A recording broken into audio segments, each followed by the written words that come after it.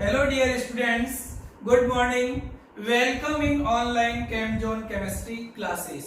देखिए, कल हमने जीओसी की बात की थी, मतलब लास्ट क्लास में हमने जीओसी की बात की थी। और जीओसी में अब तक हमने क्या स्टडी किया है उसको मैं एक बार आपको रिवाइज करवा दूं। तो हमने सबसे पहले जीओसी में एक सिंपलेस्ट रिएक्शन में प्रेजेंट सबस्ट्रेट और रिएजेंट के डेफिनेशन की बात की थी। उसके बाद में हमने उस रिएक्शन में प्रेजेंट सबस्ट्रेट और रिएजेंट को कैसे आइडेंटिफाई करते हैं कि कौन तो सबस्ट्रेट है कौन रिएजेंट है उसको सीखा था। इसके बाद में हमने क्लासिफिकेशन ऑफ रिएजेंट की बात की थी और क्लासिफिकेशन ऑफ रिएजेंट में जो है हमने क्लासिफिकेशन ऑफ इलेक्ट्रोफाइल को स्टडी कर दिया था। यहां तक आप लोगों को मैंने जीओसी का पोर्शन एक्सप्लेन कर दिया था। अब आगे जो आज में है वो आपको स्टडी करवा रहा हूं क्लासिफिकेशन ऑफ न्यूक्लियोफाइल की। मतलब दैट मींस हमारा जो नेक्स्ट टॉपिक है, क्या कहा मैंने कि दैट मींस हमारा जो नेक्स्ट टॉपिक है वह है हमारा क्लासिफिकेशन ऑफ न्यूक्लियोफाइल। देखिए डियर स्टूडेंट्स, किसी भी रिएक्शन को देख के आप कैसे आइडेंटिफाई करेंगे कि वो न्यूक्लियोफाइल है या नहीं है। तो उसके लिए न्यूक्लियोफाइल के क्लासिफिकेशन में हम इसे फॉलोइंग कैटेगरीज में क्लासिफाइड करते हैं। और जो इसमें सबसे फर्स्ट कैटेगरी है वो है आपकी negative charge species. Negative charge species, अगर आपकी कोई भी नेगेटिव चार्ज स्पीसीज मतलब कोई भी रिएक्शन दी हुई है आपको और उस रिएक्शन में कोई भी आपकी नेगेटिव चार्ज स्पीसीज प्रेजेंट है, दैट मींस जहां नेगेटिव चार्ज होगा वहां इलेक्ट्रॉन डेंसिटी ज्यादा होगी और जहां इलेक्ट्रॉन डेंसिटी ज्यादा होगी वह स्पीसीज आपकी एज ए न्यूक्लियोफाइल क्या करेगी, बिहेव्स करेगी। तो देखिए, इसमें सबसे पहले हम बात करें इसके एग्जांपल की, तो एक होता है आपका OH माइनस। देखो OH माइनस जो हाइड्रोक्साइड आयन है, इसमें इस पर क्या है, नेगेटिव चार्ज प्रेजेंट है। That means such species behaves as a nucleophile. इसी टाइप की आपकी NH2 माइनस हो सकती है, इसी टाइप से आपके OR माइनस हो सकती है, इसी टाइप से आपके SH माइनस हो सकती है, SR माइनस हो सकती है, इसी टाइप से आपका F माइनस हो सकता है, Cl माइनस हो सकता है, Br माइनस हो सकता है, I माइनस हो सकता है। इसी टाइप से आपके जो हैं कोई भी कार्ब एनायन भी हो सकता है, जैसे मेथिल कार्ब एनायन, या मैं कह दूं कि R माइनस कोई भी एल्किल कार्ब एनायन हो सकता है। तो ऐसी वो सभी स्पीसीज जिस पर नेगेटिव चार्ज प्रेजेंट होता है वो सारी स्पीसीज आपकी किसकी तरह बिहेव करती है, न्यूक्लियोफाइल की तरह बिहेव करती है किसी। तो समझ में आ गया। अगर किसी भी रिएक्शन के ड्यूरिंग आपको कोई नेगेटिव चार्ज स्पीसीज दिखे तो आप नो डाउट उसे क्या बोलेंगे, न्यूक्लियोफाइल बोलेंगे। इसी कैटेगरी में हम आगे चलते हैं। तो देखिए, जो इसमें सेकंड कैटेगरी है हमारी वह है हमारी लोन पेयर कंटेनिंग स्पीसीज या फिर species which having lone pair. तो क्या कहा, species having lone pair which also behaves as a nucleophile। अब इसके एग्जांपल की बात करें तो सबसे पहला जो एग्जांपल है हमारा वो है हमारा H2। देखो H2 के पास दो लोन पेयर प्रेजेंट होते हैं और इसके लोन पेयर कैसे निकालते हैं, जो आप लोगों ने इसके लोन पेयर को आइडेंटिफाई करना वेस्टफोर्ड थ्योरी जो आपका 11th में टॉपिक था उसमें स्टडी किया होगा कि इसमें लोन पेयर और बॉन्ड पेयर कैसे आइडेंटिफाई करते हैं। इसी टाइप से आपका जो है RnH2 हो सकता है, इसी टाइप से आपका ROH एल्कोहल हो सकता है, इसी टाइप से आपका जो है RSH हो सकता है, इसी टाइप से आपका H2S हो सकता है और आपका pyridine हो सकता है और आपका ROR ईथर हो सकता है, ETC। देखिए, वो सारी स्पीसीज जिन पर क्या है, लोन पेयर प्रेजेंट है which behaves as a nucleophile। और इसके अलावा एक आपका और है वो है आपका अमोनिया। दैट मींस ये सारी वो स्पीसीज है जिनके पास क्या है, लोन पेयर प्रेजेंट है और जिन स्पीसीज के पास लोन पेयर प्रेजेंट होगा which also behaves as a nucleophile। समझ में आ गई आप लोगों को। अब देखिए, इसमें जो थर्ड कैटेगरी है हमारी वो है आपके ऑर्गेनोमेटेलिक रिएजेंट, ऑर्गेनोमेटेलिक रिएजेंट। अब देखिए ऑर्गेनोमेटेलिक रिएजेंट क्या होते हैं। ऑर्गेनोमेटेलिक रिएजेंट को समझने के लिए हम सबसे पहले बात करते हैं ऑर्गेनोमेटेलिक कंपाउंड्स क्या है। तो देखिए इधर ऑर्गेनोमेटेलिक कंपाउंड्स का मीनिंग है कि दोज ऑर्गेनिक कंपाउंड या those compound in which metal ion directly attach to carbon. क्या कहा कि अगर कोई भी ऐसा स्पीसीज है जिसमें मेटल कार्बन से डायरेक्ट अटैच है तो उन स्पीसीज को हम ऑर्गेनोमेटेलिक कंपाउंड कहते हैं। तो ऐसे जो रिएजेंट होंगे वो आपके जो हैं ऑर्गेनोमेटेलिक रिएजेंट होंगे। और इसके एग्जांपल की बात करें तो अपना जो सबसे first example, very very important example according to 12th, और वो जो है आपका वो है RMgX। क्या है? RMgX। और इस RMgX को हम एल्किल मैग्नीशियम हैलाइड के नाम से जानते हैं और इसे Grignard reagent which is called Grignard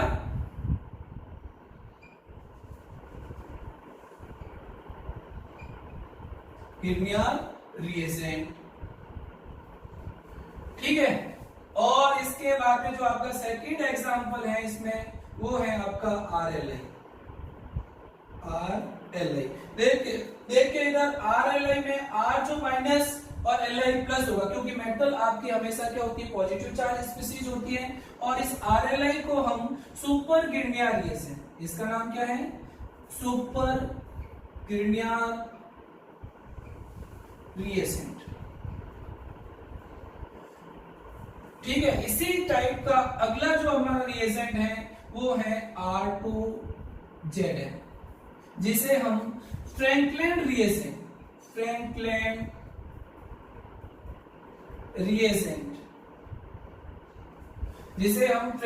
reagent के नाम से जानते हैं। और ये आप एल्किल हैलाइड वाला चैप्टर जब स्टडी करेंगे तब इसकी बात करेंगे तो आपको क्वेश्चन पूछा जा सकता है कि फ्रैंकलैंड रिएजेंट क्या है या फ्रैंकलैंड रिएजेंट किसे कहते हैं। तो आप क्या कहोगे?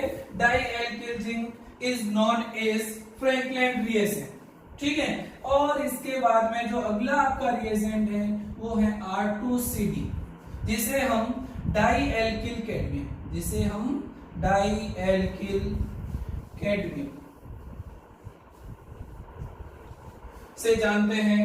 और इसी टाइप का जो अपना लास्ट रिएजेंट है वो है आपका R2CuLi, which is very important according to competition exam because these reagents are very very important and such reagents are known as Gilman's reagent। देखिए डियर स्टूडेंट्स, ये वाला जो लास्ट वाला आपका जो रिएजेंट है वो कॉलेज लेक्चरर जैसे एग्जाम में भी पूछा गया है और उसमें सीधा सा क्वेश्चन था कि आपको उसमें से जिल्मांस रिएजेंट को फाइंड आउट करना था और उसमें आपके 4 रिएजेंट दिए हुए थे। तो आपका जो R2CuLi होता है वह आपका क्या है? जिल्मांस रिएजेंट है। क्या है? जिल्मांस रिएजेंट है। और इसके बाद में जो हमारी फोर्थ कैटेगरी है इसमें हम बात करेंगे पाई बॉन्डेड मॉलिक्यूल। इसकी बात करेंगे पाई बॉन्डेड मॉलिक्यूल।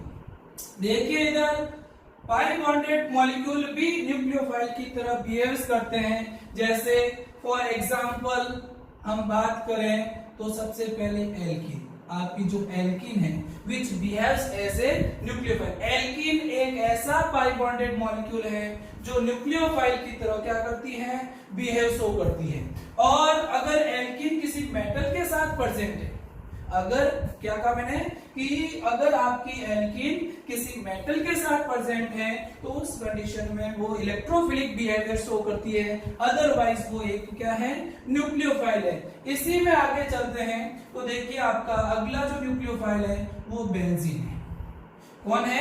बेंजीन। बेंजीन की स्टडी आपने 11th में की होगी तो आपने वहां पर सारी रिएक्शन जो स्टडी की थी वो कैसी रिएक्शन थी? Aromatic electrophilic substitution reaction. That means इन पर आपका किसी भी इलेक्ट्रोफाइल का सब्स्टिट्यूशन हो रहा था। तो उसमें इलेक्ट्रोफाइल का सब्स्टिट्यूशन क्यों हो रहा था? क्योंकि such species behaves as a nucleophile. समझ में आ गई आप लोगों को। इस वजह से यहाँ पर इलेक्ट्रोफाइल का सब्स्टिट्यूशन हो रहा था और आपने इस बेंजीन में nitration, sulphonation, Friedel Crafts alkylation, Friedel Crafts acylation, ऐसी खूब सारी रिएक्शन क्या की है, स्टडी की है। ठीक है, और इस कैटेगरी में मैं अगला एग्जांपल लूं तो वेरी वेरी इंपॉर्टेंट है अकॉर्डिंग टू 12 और वो है आपका फिनोल। कौन है? Phenol. Phenol is also behaves as a nucleophile. अब देखिए फिनोल एज ए न्यूक्लियोफाइल क्यों बिहेवियर शो करता है, तो देखिए इधर ऑक्सीजन पे जो lone pair of electron present है, ये lone pair of electron present in conjugation with double bond of benzene. That means देखिए lone pair single double single double single double single, that means present in conjugation. So here they involve in resonance. ये कहां involve होंगे? Resonance में involve होंगे, और जब ये resonance में इन्वॉल्व होंगे तो इस रिंग की ऑर्थो और पैरा पोजीशन पर क्या करेंगे? नेगेटिव चार्ज क्रिएट करेंगे। क्या करेंगे? नेगेटिव चार्ज क्रिएट करेंगे। और जब ये नेगेटिव चार्ज क्रिएट करेंगे तो इसका मतलब यहाँ इलेक्ट्रॉन डेंसिटी क्या है?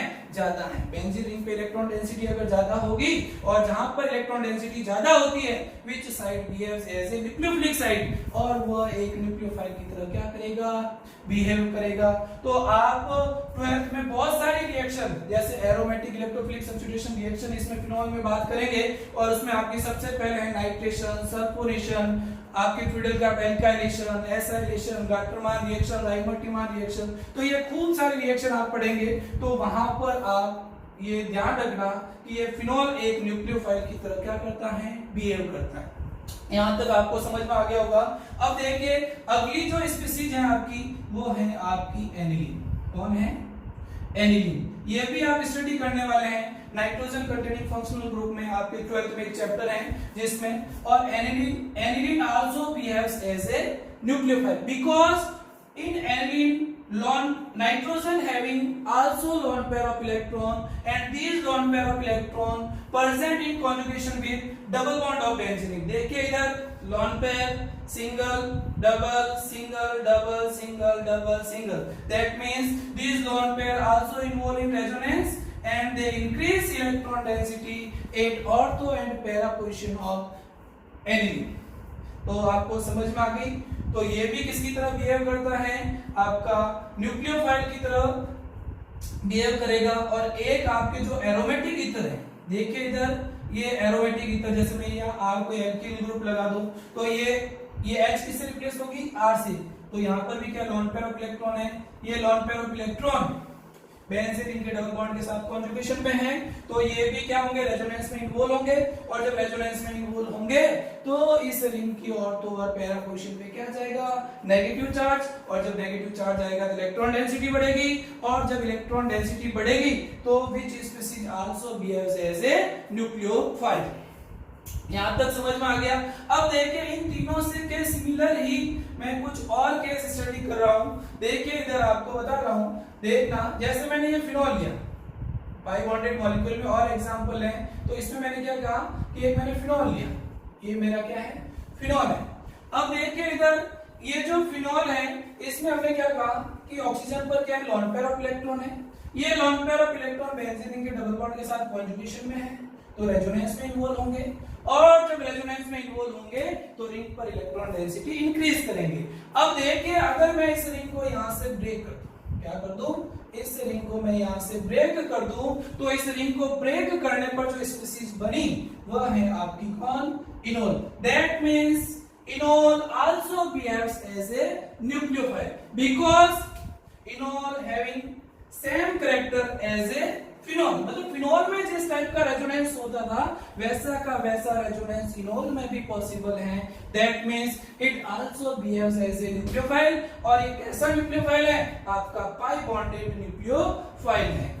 अब देखिए इसी टाइप से अगर मैं आपकी ये रिंग लूं, कौन सी? ये वाली, और इस रिंग, ये कौन था? आपका एरोमेटिक ईथर थे। अगर मैं यहां से भी इस रिंग को ब्रेक कर दूं तो it also behaves as a nucleophile.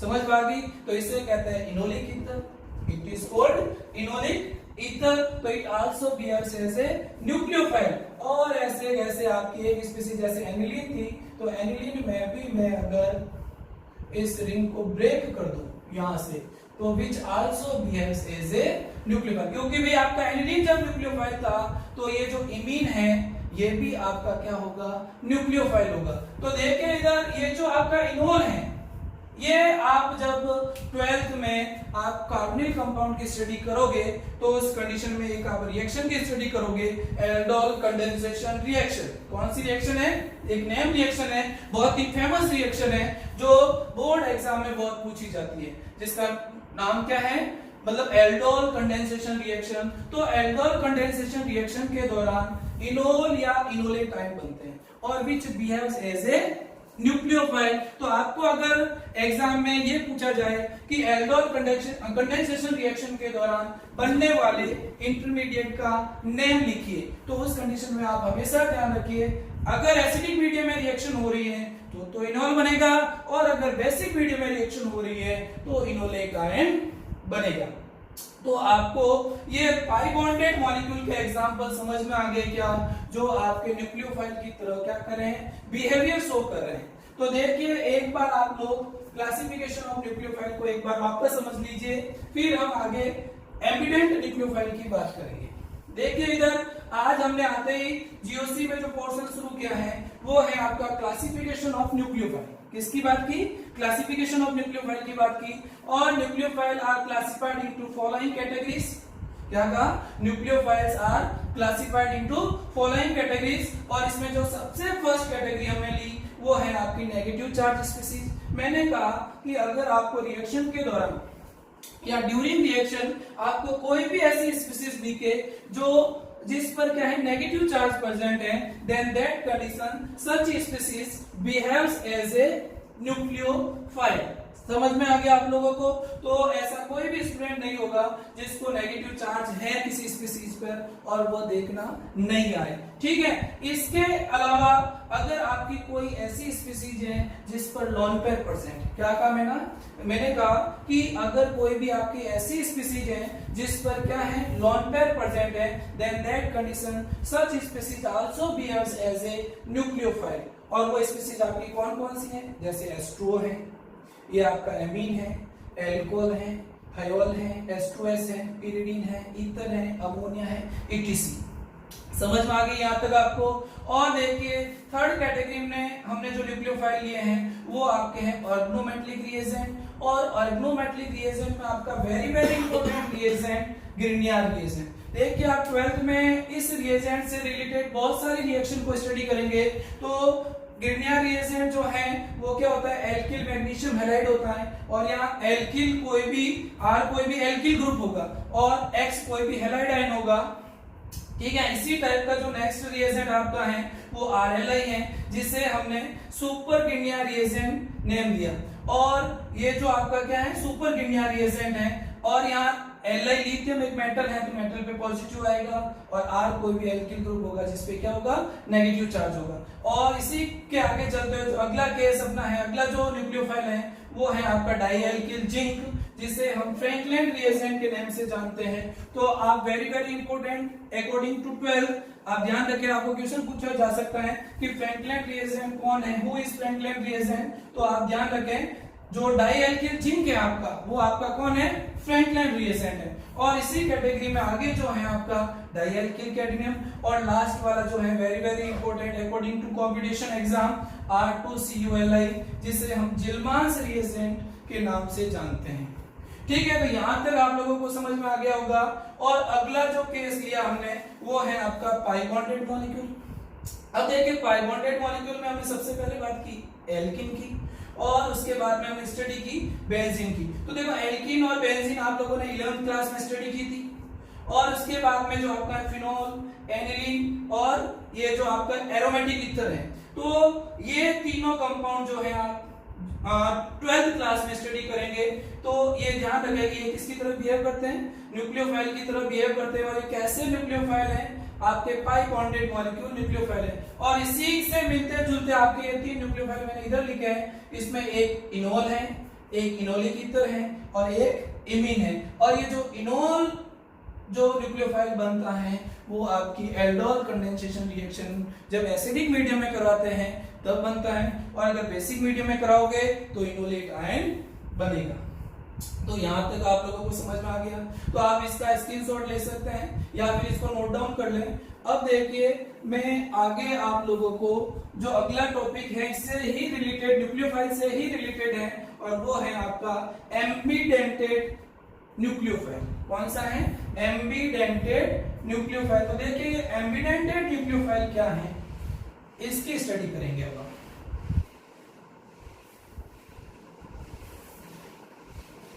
एम्बीडेंटेड nucleophile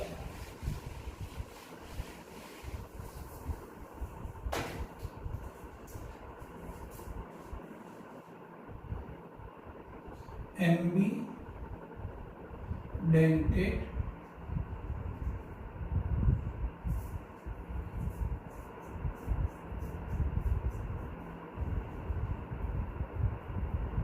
nucleophile.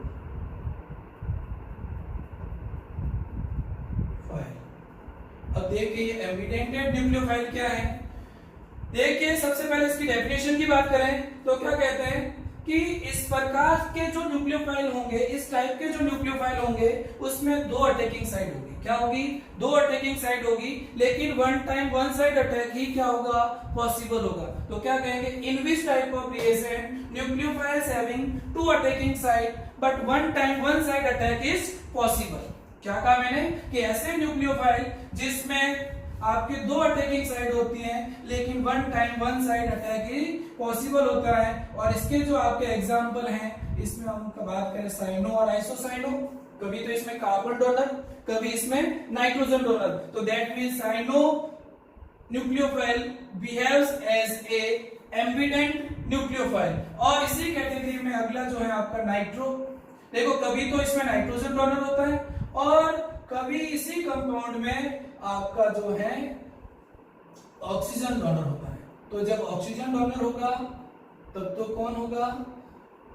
जब ऑक्सीजन डोनर है तो उस कंडीशन में नाइट्राइट, और जब नाइट्रोजन डोनर है तब नाइट्रो। तो that means it also behaves as a ambident nucleophile. और इसके अलावा आपका एक very very important ambident nucleophile है जो आप 12th क्लास में स्टडी करेंगे, वो है आपका फिनोक्साइड आयन। देखो फिनोक्साइड आयन क्या है कि आप जब फिनोल, क्या कहा मैंने?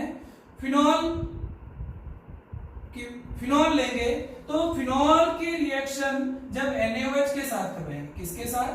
NaOH के साथ। तो उस कंडीशन में आप लोग जब फिनोल वाला चैप्टर स्टडी करेंगे तो उसमें मैं आपको बताऊंगा कि phenol behaves as a acidic nature.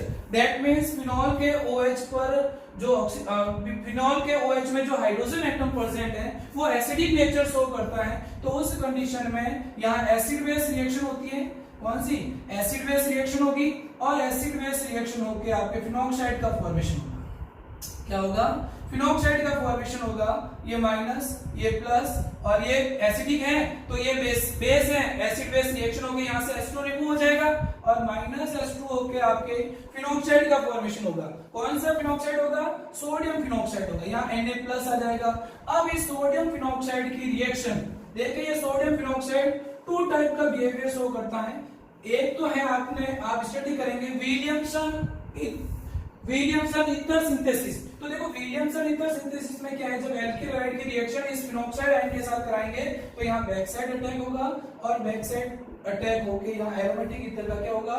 Formation होगा। तो इस कंडीशन में यहाँ अटैक कौन कर रहा है? ऑक्सीजन।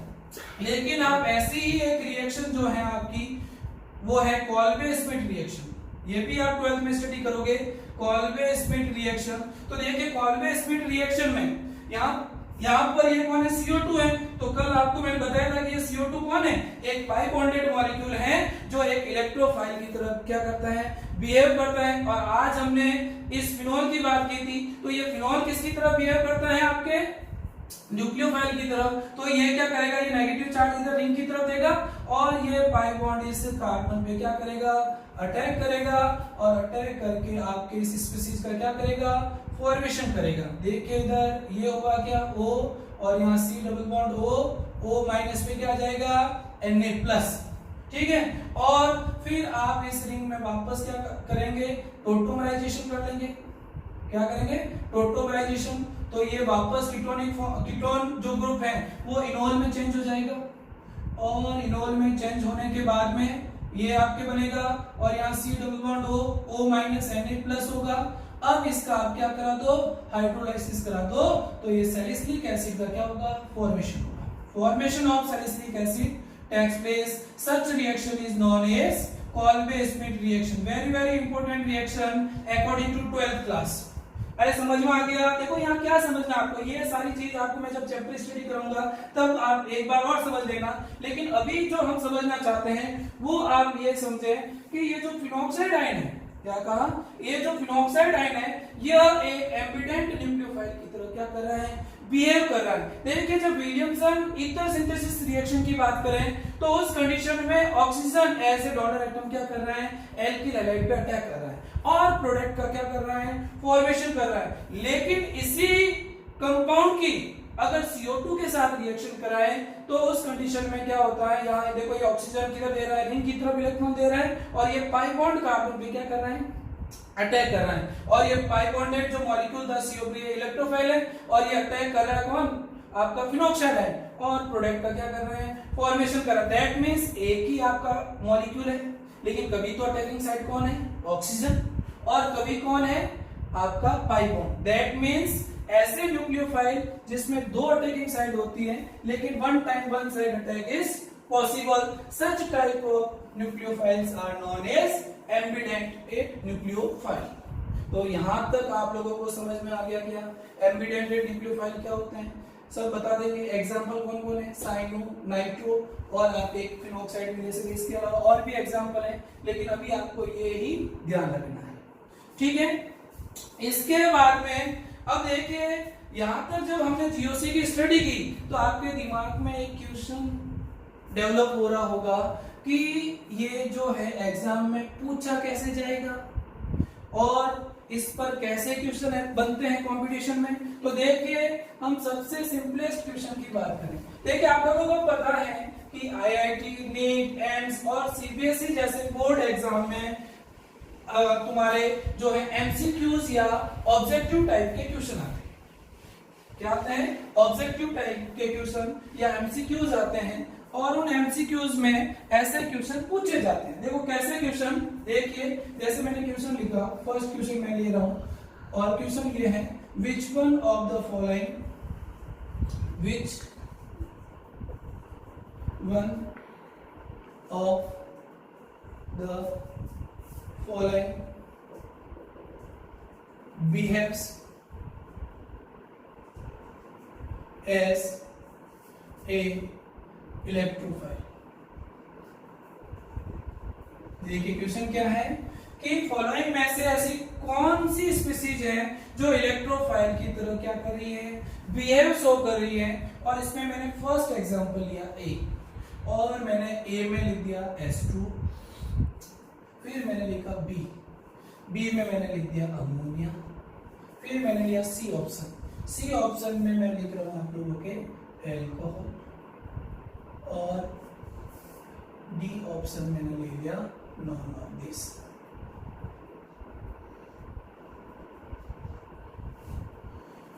देखिए इधर अब ये क्वेश्चन है कि which one of the following behaves as a electrophile. तो ऐसे क्वेश्चन को आइडेंटिफाई करने के लिए आपको क्लासिफिकेशन ऑफ इलेक्ट्रोफाइल और क्लासिफिकेशन ऑफ न्यूक्लियोफाइल आना चाहिए। और अब देखिए क्लासिफिकेशन ऑफ इलेक्ट्रोफाइल और न्यूक्लियोफाइल आपने दोनों स्टडी कर लिया अभी, तो आप सबसे पहले देखो एस्ट्रो की शक्ल देख के बताइए, एस्ट्रो में क्या है, लोन पेयर ऑफ इलेक्ट्रॉन है, तो दैट मींस इस स्पीशीज के साथ आपके इस पास लोन पेयर ऑफ इलेक्ट्रॉन है, that means it behaves as a nucleophile. ये किसकी तरह बिहेव करेगा, आपके न्यूक्लियोफाइल की तरह बिहेव करेगा। इसका मतलब ये तो इलेक्ट्रोफाइल नहीं हो सकता। देखो डियर स्टूडेंट्स, आप जब भी कंपटीशन एग्जाम दें तो आप एक चीज हमेशा ध्यान रखें, आप कभी भी सीधे आंसर पर नहीं जाएं, आप पहले जो भी ऑप्शन दिए हुए हैं उसमें ये आइडेंटिफाई करें कि कौन सी ऑप्शन आपका या कौन सा ऑप्शन आपका रॉन्ग है। अगर आप इस तरीके से करेंगे तो आप में कॉन्फिडेंस जो है कॉन्फिडेंस भी बढ़ेगा और आप लोग इजीली सही आंसर की तरफ ट्रेवल करेंगे।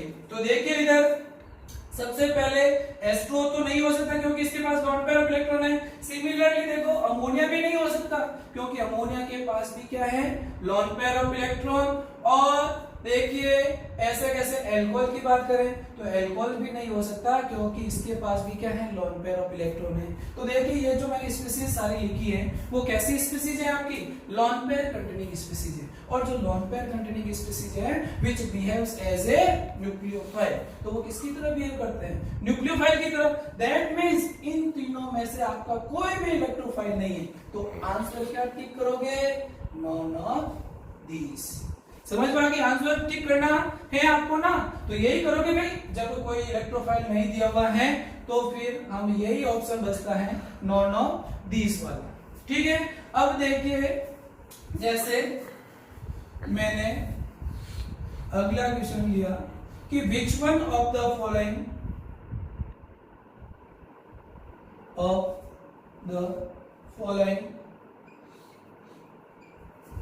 behaves as a nucleophile।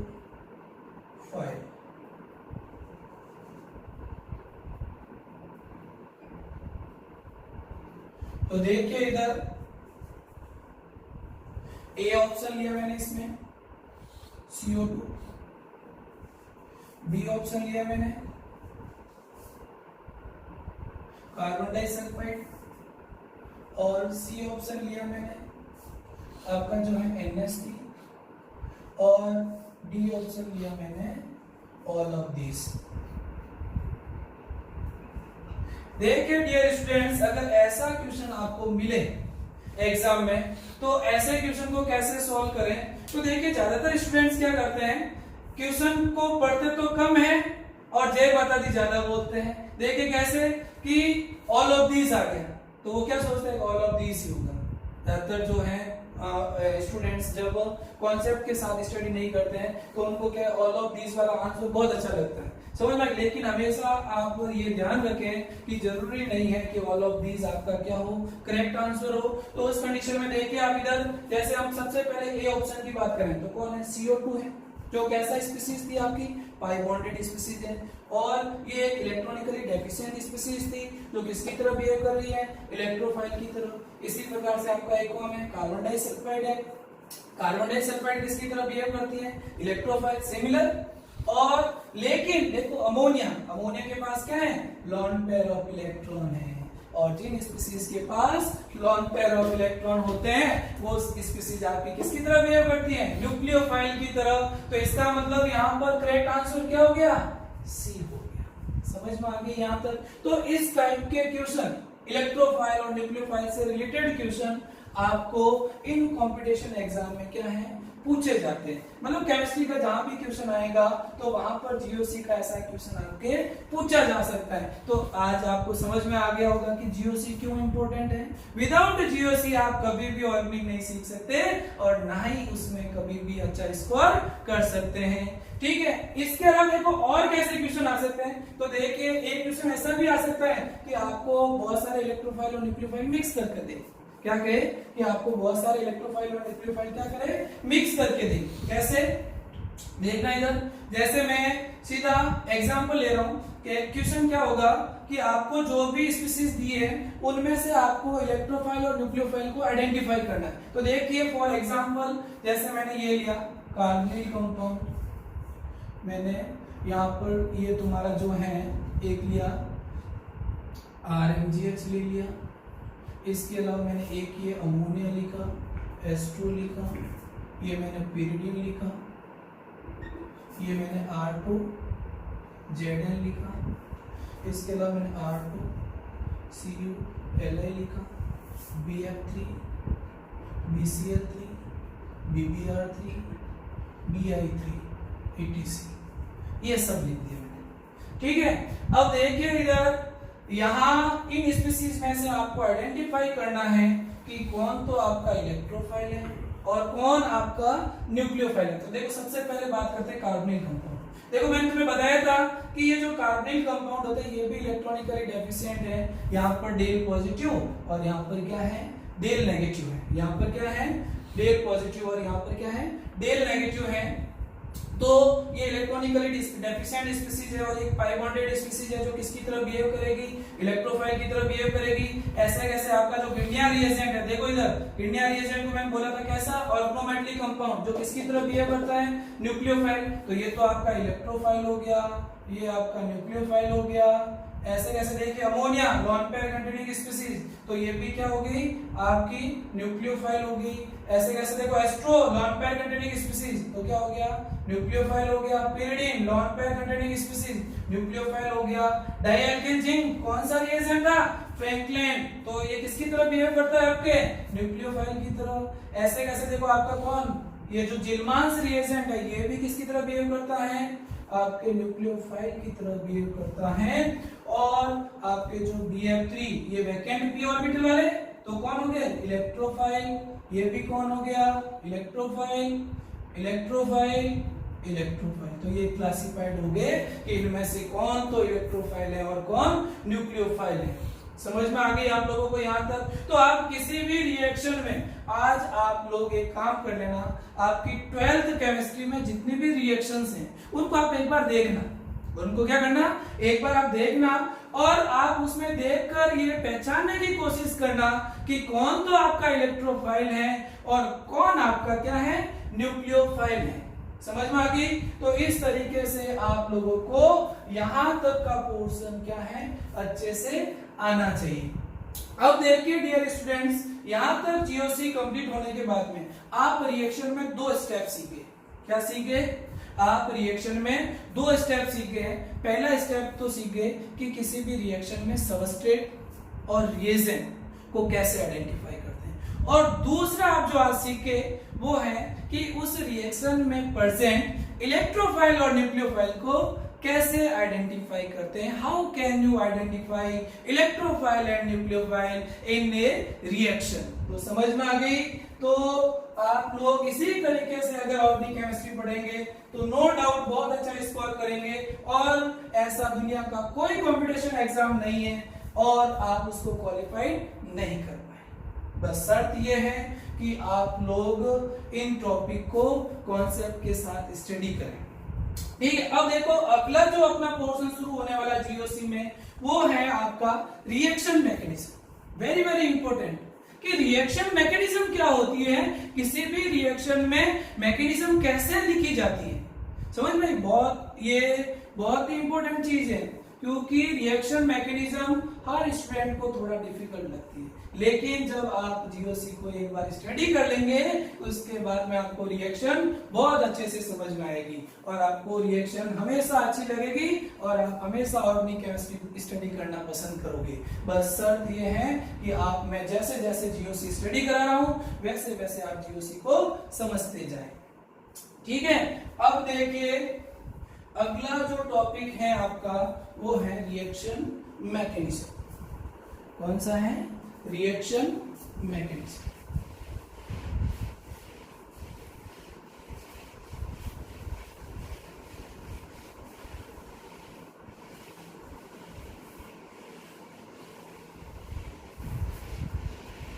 अगला जो टॉपिक है आपका वो है रिएक्शन मैकेनिज्म।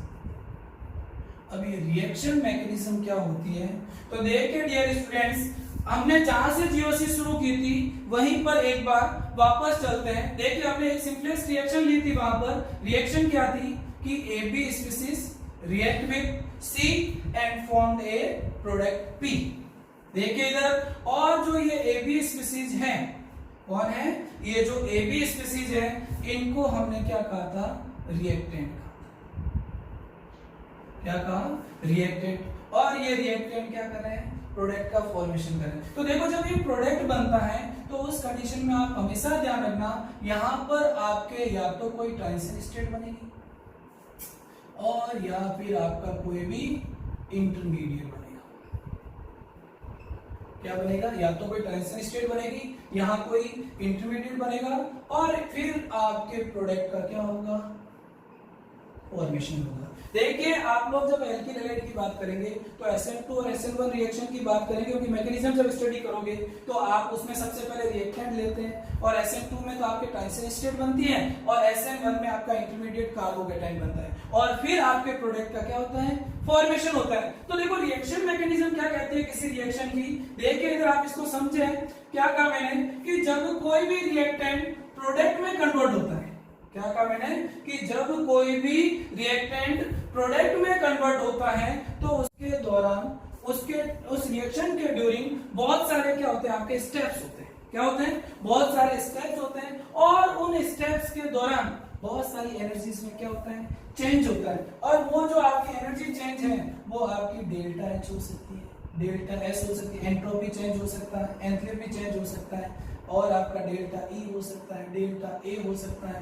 ठीक है, ईटीसी। मतलब बहुत सारी एनर्जीज में क्या होगा, चेंज होगा, और चेंज होकर एक प्रोडक्ट का क्या होगा, फॉर्मेशन होगा।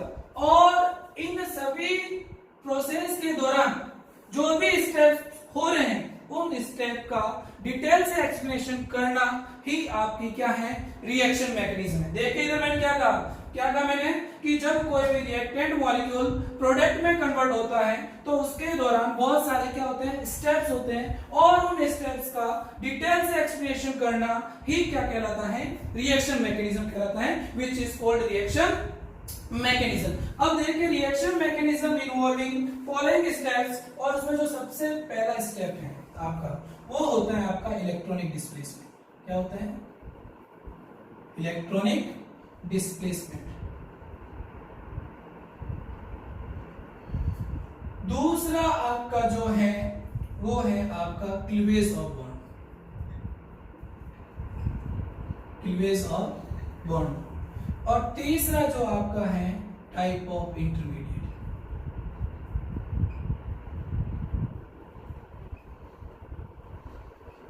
और लास्ट जो आपका है वो है टाइप ऑफ मैकेनिज्म या टाइप ऑफ रिएक्शन। देखिए इधर यहां मैंने क्या कहा कि जब कोई भी रिएक्टेंट मॉलिक्यूल प्रोडक्ट में कन्वर्ट होता है तो उसके दौरान बहुत सारे स्टेप्स होते हैं, उन स्टेप्स का डिटेल से एक्सप्लेनेशन करना ही आपकी क्या है, रिएक्शन मैकेनिज्म है। और रिएक्शन मैकेनिज्म में फॉलोइंग स्टेप्स टेक्स प्लेस, और ये कौन कौन से स्टेप्स हैं, सबसे पहला जो स्टेप्स है आपका वो है इलेक्ट्रॉनिक डिस्प्लेसमेंट, सेकंड जो स्टेप है वो है आपका क्लीवेज ऑफ बॉन्ड, थर्ड जो स्टेप है वो टाइप ऑफ इंटरमीडिएट, और फोर्थ जो है आपका टाइप ऑफ रिएक्शन। तो ये सारी चीजें आपने 11th में स्टडी की होगी, इसमें से ये जो है वो very very important. Electronic displacement क्या होते हैं, तो नेक्स्ट क्लास में हम यहां से शुरू करेंगे कि इलेक्ट्रॉनिक डिस्प्लेसमेंट क्या है, बॉन्ड क्लीवेज क्या है, बॉन्ड क्लीवेज में आपने होमोलाइटिक और हेटेरोलाइटिक बॉन्ड क्लीवेज की बात की होगी।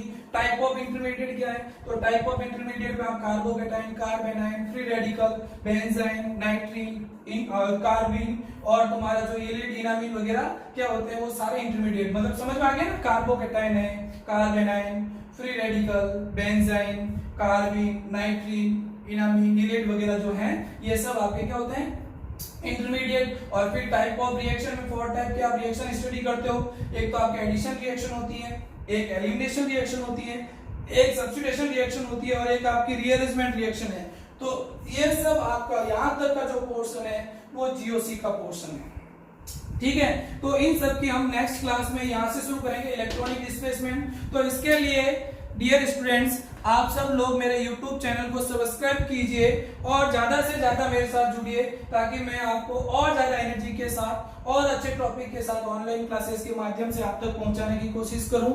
और जितने भी पाली जिले के डियर टीचर्स हैं उनसे मेरी पर्सनली रिक्वेस्ट है कि उनसे जितने भी विद्यार्थी या स्टूडेंट्स जुड़े हुए हैं उनके साथ मेरा ये ऑनलाइन वीडियो सजेस्ट करें, और पाली जिले के हर स्टूडेंट के पास मेरी ऑनलाइन क्लास को पहुंचाएं, जिससे लॉकडाउन के टाइम में उनके समय का सही यूटिलाइजेशन हो सके, सही यूज हो सके। और कहने का मतलब ये है डियर स्टूडेंट्स कि अब राजा का बेटा राजा नहीं बनेगा, अब एक गवर्नमेंट स्कूल में पढ़ने वाला किसान का बेटा भी राजा बन सकता है, मतलब वो भी इंजीनियर और डॉक्टर बन सकता है। लेकिन शर्त ये है कि आप किसी भी इंटरमीडिएट के थ्रू स्टडी करें, लेकिन विद कॉन्सेप्ट क्या करें, स्टडी करें। Thank you.